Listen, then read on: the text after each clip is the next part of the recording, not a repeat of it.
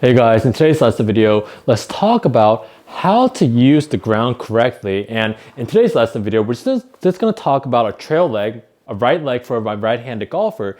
And if we use the ground correctly, we're going to be able to sling our pelvis and our arms towards the target very effortlessly. So instead of just trying to clear our hips and just be like kind of floating above the ground, let's try to learn how to use the ground correctly so we could sling ourselves and catapult the club and our arms towards the target for that effortless throwing motion. So for most amateur golfers, they try to clear the hips and they try to maintain their spine angle, but if you guys don't understand and do this one thing, you'll never get in that position no matter what. So before we talk about the lesson, let's talk about the shot that I just hit, and as you can see here, it's pretty straight, but the reason why I don't put the shot tracer is because the funny thing is that I don't really know how to use the camera and lighting right now in this new studio, so it might look a little green, a little bright. So if you guys know how to fix this, let me know in the comment section below. But if you look at the data, I got rid of the spin rate to add the carry. So my carry distance was around 198.6 yards with this 7-iron, and my club head speed was around 92 miles per hour, which is pretty tour average with the 4.7, but the ball speed was, in my opinion, it was struck very well. So the ball speed was pretty good, 136.6 miles per hour. So what I recommend is that club head speed, if it's high, like 115 to like 120 miles per hour, it's good. But I think every professional should be in that range. So I think the money move is the ball speed. Your ball speed has to be in a higher position. And that means that of course, ball speed, we have to have club head speed to get ball speed. But if you have the correct strike and you have the really good impact position, that's where the ball speed comes from. So I think ball speed is more important than club head speed, just in my general opinion. So what we have to work on today is that if you want to get into a position in the downswing where we have that effortless throwing motion, we have to know how to open up towards the target. And it's not by just physically opening up, because what most amateurs get wrong is that they know and they want to get into a position at impact where they maintain their spine angle and they have a position where the pelvis and their hips are cleared out in this fashion right here.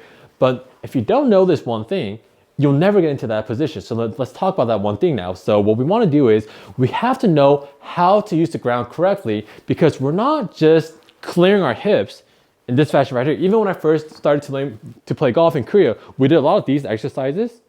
And it might be good to create awareness of upper body and lower body separation, but we're not really actually doing anything if we're just clearing our hips just to clear our hips. It's just like a dance move, right? We're just floating above the ground and we're not really doing anything. So what we want to do is, if you want that effortless throwing motion, if you really want to throw this golf club far down the target so we could create more club head speed and more distance, what we want to do is we want our right leg, our trail leg. So once we go to the top of the backswing, instead of my right leg moving out in front like most amateur golfers or pushing off towards the side, what we want to do is we actually want my right leg to actually kick back. So before you say, oh, it's just copying Scotty Scheffler, what I want you to do is just try it out, because every good golfer actually pushes the ground this way with their left foot and their right foot in the downswing. I'll talk more about the left foot in the next video when I talk about the ground force and how I really hit my driver at far distance. But in today's lesson video, let's keep it very simple. Just talk about our trail leg, and that'll really help us catapult ourselves towards the target. So what you want to do is, to the top of the backswing, once we get into a good top of the backswing position, feel like we're kicking your right leg back for a right-handed golfer. And what's going to happen is that if you kick your right leg back, keep everything very, very relaxed. If you kick your right leg back, your body's going to open up. So just try this at home, try this at the range. If you kick your right leg back, your pelvis, so let me be very, very relaxed. If you kick your right leg back, your pelvis is gonna open up.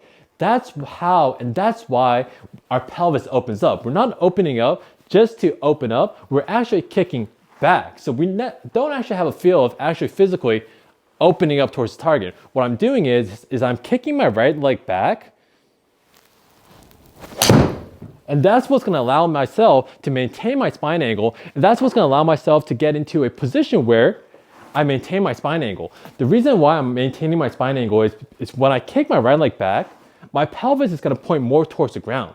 But for most amateur golfers, their pelvis points more up towards the sky. And that's a really big speed killer. So what happens is that if you get into this position right here, to the top of the backswing, if you feel like we're spreading the mat apart this way, most amateur golfers do the opposite motion coming down. And that's a goat humping or leg extension.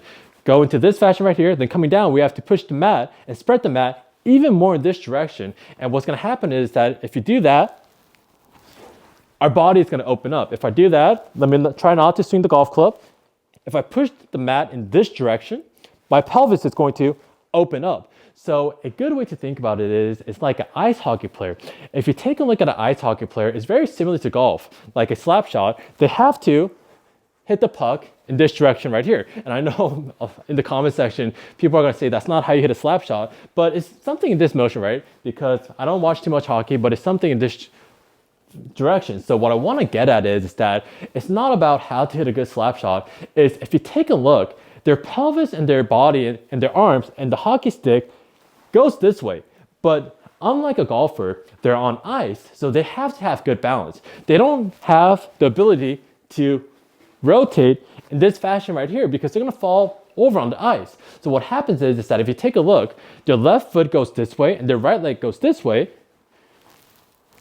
and that's how they open up. So feel like our right leg kicks back, and that's the reason why our pelvis opens up. So once my right leg kicks back and my arms are very relaxed, once my right leg kicks back, my pelvis opens up and the golf club in my arms wants to sling forward. And that's how we're gonna create that effortless speed and power. So what I would recommend is that don't try to kill the golf ball. What I'll recommend is do a lot of these small little shots and feel like your right leg just kicks back, and that's how we're gonna get the golf club and our arms to go forward. So one more time. Feel like your right leg actually kicks back to the top of the backswing. In the downswing, your right leg actually kicks back, and I think we'll be heading in the right direction. So if you guys like the lesson video, please like and subscribe to help my channel grow. And for in-person or online lessons, I'll leave all the information in the description below. Thanks, guys.